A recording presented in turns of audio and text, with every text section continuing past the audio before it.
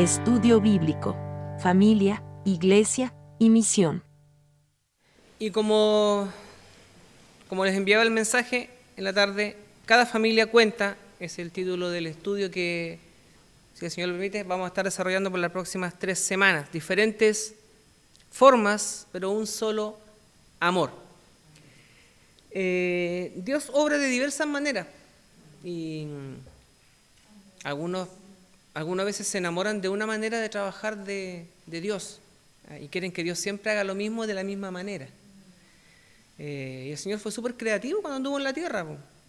Para sanar a un ciego, simplemente a uno le dijo, ya quiero que veas y vio, ¿cierto? En otros casos hizo un barrito por ahí, en otros casos sanó a la distancia. Y a veces nosotros buscamos como que la experiencia se repita siempre de la misma manera. Y a veces pensamos que si las cosas no son como nosotros creemos, Dios no va a obrar ni va a trabajar. Alguien dijo por ahí, Dios trabaja de maneras misteriosas. Y Dios trabaja a veces de maneras tan extrañas que nosotros no logramos ver el trabajo de Dios. Dios nos sorprende y nos va a seguir sorprendiendo. Algunos han intentado explicar o razonar algunas cosas, pero no lo vamos a lograr, porque Dios siempre nos va a sorprender de una nueva manera. Y eso me parece súper, porque así tampoco nosotros no nos encuadramos. Dios no es cuadrado para obrar, nosotros somos más cuadrados y queremos a veces encuadrar o enmarcar a Dios dentro de una manera de obrar o de actuar. Y como decía una canción muy antigua, saca a Dios de los templos donde lo encerraron hace tantos años. Y a veces nosotros queremos tener a ese Jesús como exclusivo para nosotros nomás, que Dios sea bautista. Y si bien es cierto, muchos nos sentimos tal vez bien orgullosos de nuestra tradición bautista, a veces la defendemos tanto que la defendemos más que a Dios. Y a veces pasamos por, así como los fariseos que honraron más sus formas de interpretar a Dios que al mismo Dios. Su interpretación, sus formas, sus cajones, sus cajas donde trataban de meter a Dios, y Dios quería salirse de esa caja. Y ellos lo tenían encajonado. Y cuando Dios quería mostrarse al mundo a través de Jesús, los fariseos y los religiosos de la época intentaron poner a Jesús de nuevo dentro del cajón. Y Jesús quería salirse del cajón, quería mostrar a ese Dios que se sale del molde. Y nosotros, los religiosos, bueno, no nosotros, de otro lado, ¿cierto?, intentan tratar de poner a Jesús de nuevo dentro del cajón. Así que es una tarea de todas las generaciones, desde que la iglesia y desde que Dios empieza a obrar en el corazón del hombre, que el hombre se resiste e intenta manejar a Dios o controlar la forma en que Dios actúa. Como si Dios no lo dice directamente. Si nos preguntamos, no, yo no, hermano. Pero a veces en nuestras actitudes encajonamos a Dios en algunas cosas. Y como les decía, a veces queremos que sea bien bautista. El otro día me decía un hermano, yo sé que estoy pasando por esto porque Dios me castigó por ser de tal manera. Yo dije, hermano, si fuera por eso yo estaría castigado hace rato. Así que no pienses que lo que te está pasando es un castigo de Dios. Dios quiere sí que tú endereces tu vida, que te vuelvas a Él, que le busques. Eso sí, estoy seguro que Dios quiere eso. Pero que Dios te haya mandado un cáncer o otra enfermedad grave como para... No sé, me cuesta creer que Dios trabaje de esa manera, porque si así fuera, habrían varios que tendrían que estar acá con enfermedades terminales o ya, ¿cierto?, partiendo por mí. Yo tengo cosas en mi corazón que no me gustan y tal vez yo debería estar cargando una enfermedad más o menos potente por esto. Y otros que tal vez yo veo, según mi mirada y mis ojos, que viven vidas bastante decentes y perfectas, la están pasando mal. Pero ¿quién soy yo para juzgar si lo está haciendo bien o lo está haciendo mal? Entonces en eso Dios es soberano y a veces nosotros tratamos de meter a Dios en esos cajones. Y con respecto a la familia nos pasa algo similar a veces. Nosotros a veces miramos familia y consideramos familias ideales. Yo crecí en la iglesia desde chico y yo miraba algunas familias y yo veía todos rubiecitos, no tanto como es esto, pero sí, todos bien lindos. Y en familia éramos más bajitos, ¿ya? No teníamos ropa tan linda. Y yo veía familias que siempre andaban muy bien vestidas, siempre tenían las mejores Biblias tal vez, veía el coro de la iglesia, ¿cierto? Todos los hermanos se veían tan santos en sus túnicas. ¿Quién sabe cómo eran en la casa? Pero ya eso es pelambre, ¿cierto? Y no estamos llamados a juzgar. Pero me puedo dar el lujo, como dijo un personaje famoso por ahí, uno miraba esas túnicas blancas y tal vez veía qué vidas perfectas llevan. ¿Quién no quisiera estar cantando en el coro con una túnica blanca? Pero nadie sabía lo que pasaba al interior de sus casas. Y uno después de viejo, se enteró de algunas cosas que pasaban. Y no estoy contando nada nuevo ni sacando ningún trapito al sol, porque esto pasa en todos lados, ¿cierto? Aún así, Dios obró y sigue obrando grandemente a través de muchas familias imperfectas. Y lo va a seguir haciendo.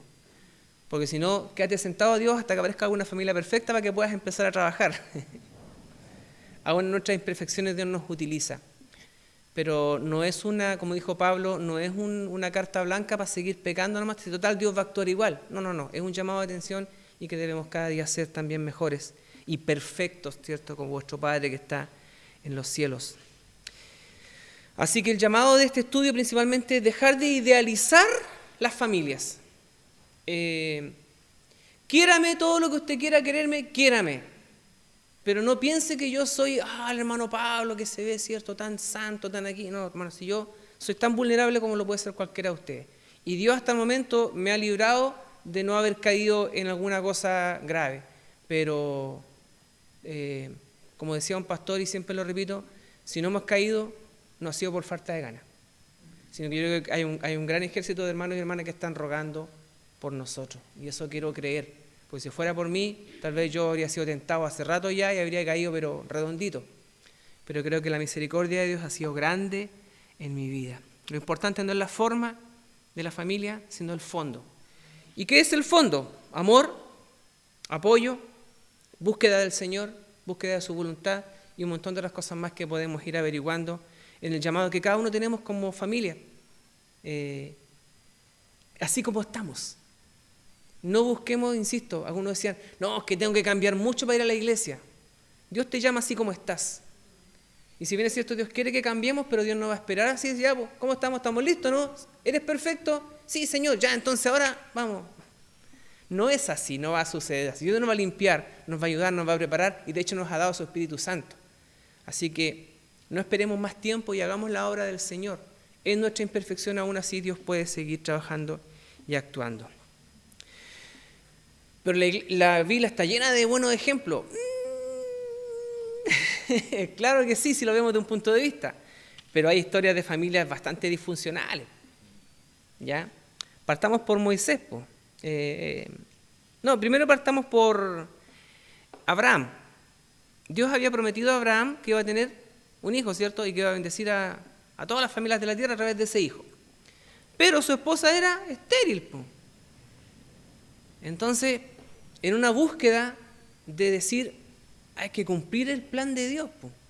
Dios quiere cumplir su plan, pero las cosas no están saliendo como planeamos. Yo ya estoy viejo, dijo Abraham, Sara está vieja, y yo les comentaba el otro día, probablemente hubo muchas conversaciones entre ellos dos, conversaciones largas después de la 11, la sobremesa tal vez, mucho tiempo de discusión, mucho tiempo tal vez de dormir separados, y de repente tal vez Sara le dice, mira, mi esclava es joven, es fértil, ¿no estará por ahí tal vez la voluntad del Señor?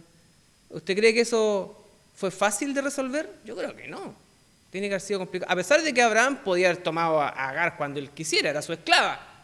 Bueno, la esclava era de Sara, pero no había problema con eso.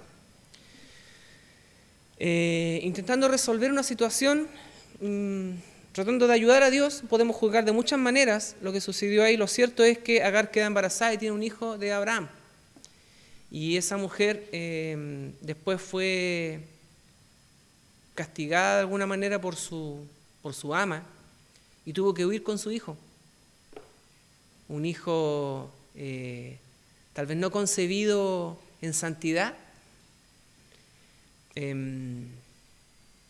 tuvo que huir una madre sola con su hijo en el desierto. Uno podría pensar, si se hubieran encontrado con ella por ahí, cualquier cosa, ándate, reconstruye tu vida, haz lo que puedas hacer. Pero Dios la vio a su hijo y se compadeció de ella. A pesar de que tal vez no era parte del plan de Dios que eso sucediera así, a pesar de que fue algo que se trastocó en el camino y se formó una familia no convencional, y tal vez Agar pensaba, estoy lejos de la voluntad de Dios, estoy perdida.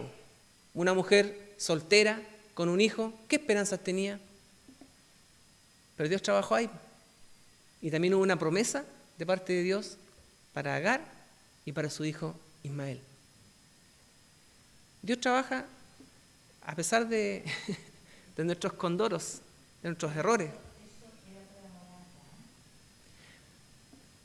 Precisamente, pero hubo bendición. O sea, eso podemos tal vez hilar mucho más largo ahí. El tema está en que hay una familia que tal vez uno pudiera decir, esto no corresponde. ¿Le ha pasado a alguien en algún momento, no? Comentar una situación así, decir, esto no corresponde porque se sale un poco del molde original, que es lo que nosotros tratamos a veces también de defender, y está bien defender, ¿cierto?, el matrimonio, defender también los hijos concebidos dentro del matrimonio, es lo que nosotros predicamos y enseñamos, pero que no nos dé eso licencia para montar ni juzgar. Dios tiene propósitos también, y los tuvo con Agar e Ismael. A veces, así como Agar se sintió sola, pero Dios no olvida a las madres solteras, a las madres solas, así como lo fue Agar. En muchas iglesias, hermanos, se les cierran las puertas. Creo que ahora no, pero no sé si todavía siguen existiendo iglesias así. Pero hubo iglesias y colegios también. No hay colegios que dependan de nosotros, por lo menos de esta iglesia, ¿cierto? Pero en muchos colegios y también en muchas iglesias se cuestiona a veces ese tipo de cosas, o se miran menos, ¿cierto?, a las madres solteras, sin saber el drama que hay detrás. No estamos puestos nosotros para juzgar, sino para bendecir. Así que si a alguien le falta refugio, este es el lugar para encontrar refugio. Así como lo hizo Dios con Agar e Ismael, nosotros también tenemos que hacerlo. Ruth y Noemí, otra familia disfuncional. ¿Quién se queda con la suegra? ¿Tendría alguna herencia? Ni eso siquiera, ¿cierto? Pero hubo amor, hubo lealtad y hubo una decisión de parte de Noemí. Una decisión, ¿cierto?, que tuvo que ver también con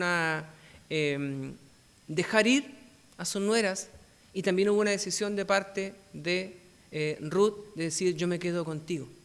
Y también había una decisión espiritual, junto con ser una decisión de quedarse con su suegra, también había una decisión espiritual. Le dijo, tu Dios será mi Dios.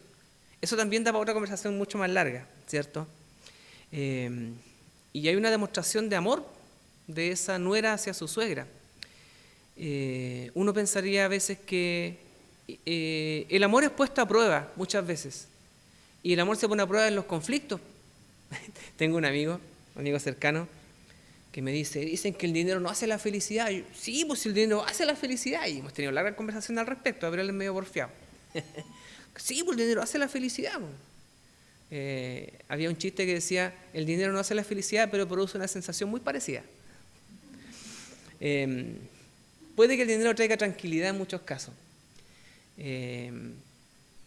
Hay parejas que siempre, una de las discusiones más recurrentes en los matrimonios es por el tema económico, cómo se manejan las lucas.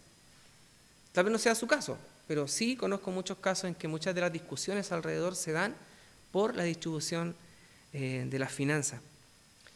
Y eso produce tensión. ¿Cómo se salta ese tipo de obstáculos? O cuando hay otro tipo de obstáculos en el matrimonio o en la familia, ¿cuál es el ingrediente que nos puede hacer tomar buenas decisiones? Y siempre vuelvo a la misma respuesta, el amor. ¿Qué es lo que habrá motivado a Ruth a seguir con su nuera? Dice la palabra que tenía un gran afecto por ella. Y ese afecto tal vez no era gratuito, tiene que haber sido respuesta de algo. Noemí sembró en su nuera, ¿cierto? Y lo que después cuando ella le dice, váyanse, también es un acto, si lo vemos desde un punto de vista como En un tiempo hablábamos acerca de estas figuras de Dios, y Noemí en cierta medida actúa como Dios. Ama a sus nueras, pero también las deja en libertad para que escojan, ¿cierto? No las obliga a quedarse con ella. Y en esta libertad, así como también Dios nos dice, te amo y te doy la libertad que puedas escoger. Decíamos el otro día, Dios no nos obliga, ¿cierto? Yo siempre he dicho, ojalá Dios me obligara para no equivocarme, pero no me obliga, yo tomo mis decisiones.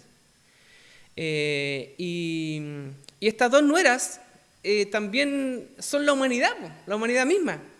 Una que decide alejarse de este amor de su suegra, ¿cierto? Tal vez pensando que podría tener un mejor futuro fuera de ella. Y la otra que escoge, mira, no tengo seguridad porque económicamente no hay ninguna posibilidad de quedarse con una mujer viuda, ¿cierto? Pero decidió por amor quedarse con ella, porque tal vez para ella primó más esa estabilidad emocional, de fraternidad, de afectos. Primó más que la parte económica, puede ser. Y a través de eso también Dios trajo bendición. El amor verdadero puede surgir, o de hecho va a surgir en los momentos más oscuros. En esos momentos oscuros los que te aman se van a quedar a tu lado. Como dicen algunos, ahí en los problemas se ven los verdaderos amigos. Y tal vez en los matrimonios se ve el amor verdadero cuando frente a las crisis tal vez son capaces de sobreponerse. Lamentablemente no todos van a salir exitosamente de las crisis. Y en eso podemos conversar otro día, de cuántos fracasos emocionales podemos haber tenido en la vida. Tal vez nosotros o conocemos casos, pero creo que también no hay que rascar muy lejos de esta congregación para descubrir cuántos fracasos tal vez hemos tenido en la parte emocional y que puedan habernos traído algunos problemas. Y en otros casos también cuando ha habido victoria a través del amor y las decisiones. Dios está presente también en esas relaciones, como las de Ruth y Noemí. Una familia, porque finalmente eran familia, a pesar de que no eran consanguíneas, ¿cierto? Porque los hijos de Noemí habían muerto, era su nuera, no habían lazos sanguíneos, tampoco habían hijos de por medio, no habían nietos, no habían hijos, ¿cierto? Que uno pudiera decir, nos vamos a quedar juntos para estar como familia. No había nada tal vez sanguíneo que las ligara. Aún así, uno puede decir, familia disfuncional, claro, ¿qué hace esta suegra con su nuera? Una familia disfuncional. No sé si alguien por acá vive con su suegra, las dos solitas, pero pueden haber casos también. Es difícil que se dé.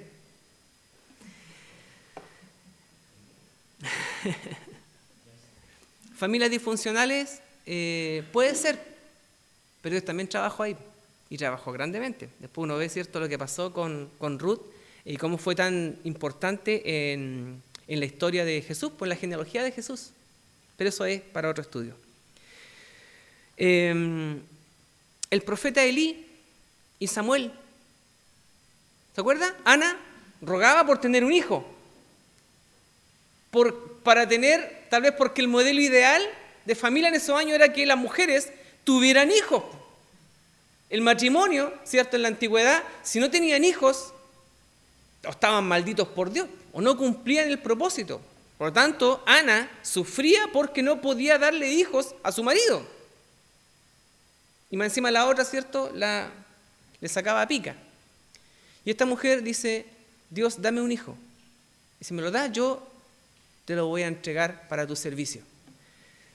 ¿Quién quiere tener un hijo para entregarlo? ¿Qué pasaba en la cabeza de esta mujer? Y va y dice que cuando ya deja de darle pecho, se lo entrega al sacerdote. Y el sacerdote dijo, ¿qué voy a hacer con este cabro chico yo? Criando un hijo que no es de él. Y su madre yéndolo a visitar cada cierto tiempo. Una familia bien disfuncional, ¿cierto? Es como era el hijo ir a dejarlo al internado, y que llegue los fines de semana. Uno esperaría que los hijos salieran de casa en la mañana y llegaran en la tarde, y estar bajo el mismo techo. Es una situación familiar un poco extraña de esta mujer Ana. Y este sacerdote que tiene que hacerse cargo también de un niño, de un adolescente, después. No es una figura, no hay una relación sanguínea de por medio del sacerdote con Samuel, de Elí con Samuel, pero sí hay una relación de, mentoría. Es un hombre, ¿cierto?, que cumple un rol de padre. un rol paternal, de criar, de enseñar, de educar a un hijo que no es de él, pero de mostrarle el camino de Dios. Una familia algo disfuncional, así como un abuelo, como un tata, como un tío criando a un niño, a un joven, a un adolescente. Pero ¿cuántas familias de este tipo tal vez usted conoce, de personas que se han criado con gente que no son sus familias sanguíneas y que por alguna razón han llegado bajo un techo de una casa y se han criado y han sido grandes personas? No sé, en la televisión, de repente en la radio, o usted tal vez conocerá a algún cercano por ahí que lo crió una persona que no era su familia sanguínea, y lo crió, y esta persona, yo cuando estaba perdida porque no tenía cómo, y alguien lo recogió, o fue recibido en una casa y fue criado en esa casa con amor, a pesar de que no hay lazos sanguíneos, fue criado con amor, creció, estudió una carrera, se tituló y después va y siente, y la persona esta, sin lazos sanguíneos, siente un orgullo tremendo por haber sido un aporte para esta otra persona. Una familia disfuncional, pero exitosa, con buenos frutos y buenos resultados. Dios puede trabajar y trabaja de maneras bastante misteriosas. Jesús dice en Mateo capítulo 12, mi madre y mis hermanos son los que hacen la voluntad de Dios. Jesús formó una familia espiritual, a pesar de que tenía su padre y su madre, bueno, su padre no padre sanguíneo, pero se crió con José, ¿cierto? Pero formó una familia espiritual mucho más sólida con sus seguidores y vivió sin esa familia sanguínea probablemente por muchos años. Bueno, no por muchos, por algunos años de ministerio también. Vivió con una familia y convivió con otras familias también que no eran parte de su familia sanguínea. Era un habitual, era uno más de la familia de Lázaro. Era contado como uno más de la familia. Alguien podría decir tal vez que con Lázaro podían ser como hermanos. No sé si usted conoce relaciones así, amigos tan cercanos que se crían como hermanos juntos. ¿Disfuncional? Puede ser. Parte del diseño de Dios, todo uno puede decir, pero es que ese no es el diseño de Dios. Pues no va a faltar el porfiado, ¿cierto? Que diga, es que ese no es el diseño de Dios. Pues, bueno, es que Dios no puede trabajar ahí, tal vez no es lo que Dios quería, pero en nuestras imperfecciones Dios sigue trabajando. La familia espiritual, incluso en muchos casos, puede ser mucho más fuerte que la familia biológica. Y muchos dirán amén.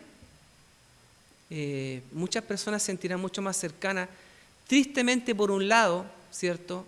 Porque tal vez no hay una buena relación con su familia sanguínea, pero felizmente porque en su familia espiritual encuentran ese afecto, las relaciones, el descanso. Uno quisiera echarse en los brazos de su familia y ahí encontrar descanso, reposo, apoyo, amor, afectos. Y mucha gente no encuentra eso en su familia sanguínea, pero gracias a Dios tiene una familia espiritual. Y la idea también es que nosotros, ya que estamos hablando de familia y después vamos a tratar el tema de iglesia, no es cortar de raíz con el tema familia para pasar al tema iglesia. No, están unidos, pero están pegados los dos. No puede existir el uno sin el otro. Y nosotros proyectamos todos nuestros afectos también en nuestra familia espiritual. Yo amo entrañablemente a muchos de ustedes sin que seamos familia directa. ¿Está bien? Sí está bien. Ahora, no, la idea no es que usted corte relaciones con su familia sanguínea. Nunca ha sido tampoco la idea. Mardoqueo y Esther, 2 primos, también cumpliendo la voluntad de Dios. Disfuncional, claro, 2 primos, tal vez cierto que se encontraron en algún momento y tuvieron que hacer vida juntos también. ¿Soltería? ¿Estará dentro de los planes de Dios? Algunos más tradicionalistas dirán que no, no, claro, eso podemos decir nosotros, ¿por qué no? Jeremías era soltero, Juan el Bautista era soltero, Pablo, no sé si era soltero o separado o divorciado, no tengo idea, pero Pablo también ejercía su ministerio en solitario. La soltería no es menos valiosa ni menos fructífera ante los ojos de Dios. Alguien podrá pensar, el diseño perfecto de Dios es casarse y tener hijos, pero hay solteros que fueron de mucha bendición. Jesús mismo fue soltero. Bueno, probablemente su matrimonio le habría impedido desarrollar su ministerio de una manera como está en los planes de Dios. Pero alguno podría decir la soltería no es parte del propósito de Dios. El propósito de Dios es que nos casemos y tengamos harto hijos. En algunos casos puede que sí, en otros casos algunos serán llamados a la soltería. Y conozco muchos solteros y a veces algunos casados que quisieran ser solteros. No, pero esos son de otras iglesias, digamos. Bueno, y la soltería puede ser un hermoso tiempo para servir a Dios también. Pero sabe que a veces también, no acá, pero tal vez en otros lados, se mire no con desprecio, pero sí se mire de una manera distinta al que es soltero. Y para concluir, o se mire un poco en menos a las parejas que no tienen hijos, o se mire algo extraño al matrimonio que decidió tener un solo hijo, o se mire extraño a aquellos que son separados, o a las madres solteras, o a las que vienen solas. ¿Y por qué no trae al marido? ¿Y el marido por qué no trae a la señora? ¿Y la familia por qué no trae a los hijos? Preguntamos, cuestionamos, apuntamos con el dedo, juzgamos. Tal vez no decimos nada, pero hermanos, Dios nos perdone si alguna vez hemos pensado de alguna situación familiar sin conocer el contexto. Lo importante es que todas son importantes para Dios. Todos los modelos de familia que existen en una congregación o en una comunidad sirven al plan de Dios. Insisto, puede que tal vez no cumplan con nuestros ideales, pero Dios puede usar hasta un burro para hablar. Y no que nosotros seamos burros para vivir y para andar, pero Dios puede trabajar independientemente de la manera en que nuestras familias estén conformadas. No esperemos ser familias perfectas para servir a Dios. Sirvamos a Dios. Nos queda mucho por hacer todavía, nos queda mucho por resolver probablemente en nuestras familias. Porque ¿hay alguna familia perfecta? Genial, enséñanos al resto. No tenemos entre nosotros familias perfectas. Algunas que se acercan más o menos, no hagamos ranking tampoco. No digamos, no tenemos familias perfectas en la iglesia, pero esta familia se acerca bastante. Ni siquiera, no trabajemos en eso. Trabajemos para potenciar nuestra familia. Para que si hay situaciones complejas que sean resueltas. Para que siga existiendo amor al interior de las familias. Creo que somos llamados a hacer más eso que a arreglar las familias ajenas, a meternos en corrales ajenos a resolver, esta familia debería ser aquí, o este hermano debería hacer tal cosa con su hijo o con su hija. Usted, hermano, usted debería hacer esto, hermano, usted debería hacer esto con su marido, usted debería hacer esto con su esposo. Antes que eso, dejemos que Dios actúe, pero no nos alejemos de la voluntad de Dios y seamos responsables de nuestras propias familias y no de las familias ajenas. Como dijo también Jesús, antes de mirar la paja en el ojo ajeno o arreglar, ¿cierto?, la vida de otra familia, arreglamos nuestras propias familias. Tal vez no estemos tan complicados, pero hay muchas cosas que trabajar en nuestras vidas individuales y en el interior de nuestras propias familias. Y cuando tengamos nuestras familias arregladas, miremos para el lado. Usted sabe, ¿cierto?, que no vamos a lograrlo. No vamos a tener nunca nuestra familia 100% arreglada. ¿Eso qué nos quiere decir? De que en esta vida tenemos suficiente pega trabajando con amor en nuestras propias familias. Y quién sabe si nuestras familias pueden ser también un cobijo para otras familias. Seamos ejemplo en lo que podamos. No vamos a ser ejemplo en todo, pero seamos ejemplo en lo que podamos. Podemos decir, hermano, no me mire a mí porque soy imperfecto. Está bien, pero tratemos de ser modelos que la gente quiera imitar también. No escondiendo, ¿cierto? No escondiendo lo que somos realmente, nuestra esencia, mostrándonos tal como somos, vulnerables, ¿cierto? Imperfectos muchas veces, mostrémonos como somos, pero que al interior de nuestra familia se vea el amor. Porque el amor, como dice la palabra, cubrirá multitud de... Y más que eso, cubrirá multitud de tal vez baches que hay ahí. El amor puede cubrir todas esas cosas. 1 Corintios 13, el amor, ¿cierto? Todo lo puede. Lo sufre, lo espera, lo cree, lo soporta. Y nosotros también, con ese amor que Dios ha puesto en nuestro corazón, podemos hacer que nuestras familias sean un poco mejor cada día. Amén. Solo hasta aquí por hoy.